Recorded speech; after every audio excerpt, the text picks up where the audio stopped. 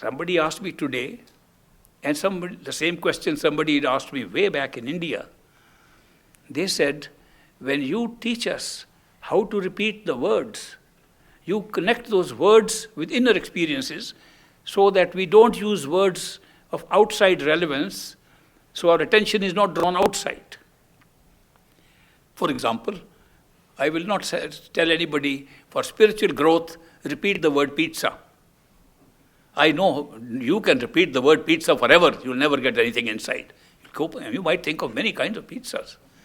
Your mind will always be on an external object to which this name has been given.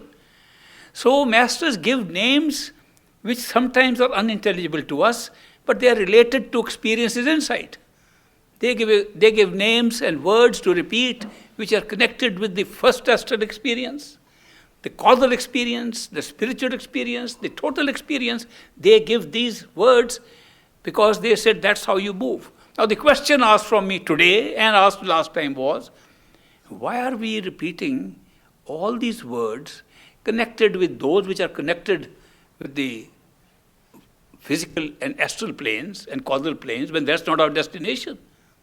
Why shouldn't we only repeat words that relate to the top? At the most, 2 words. The one that is beyond the mind, one that is total.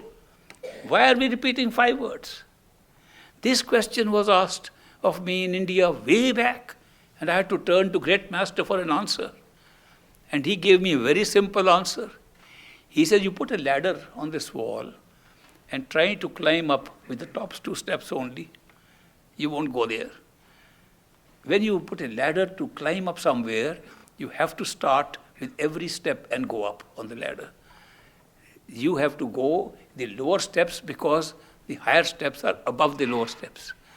In the same way, when we go through the spiritual experiences, we go through a physical experience of meeting a physical master.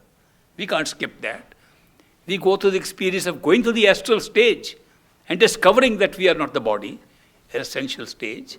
We go through that discovering even the sense perception not real, that the mind and soul alone are real, the 3rd stage. And then we discover the soul is our reality. We can't ignore these steps because we go through them. It's like climbing up a ladder. So I gave that answer to the person who had asked. So we have to go through these steps. It does not mean that these are the realities. It means this is a method.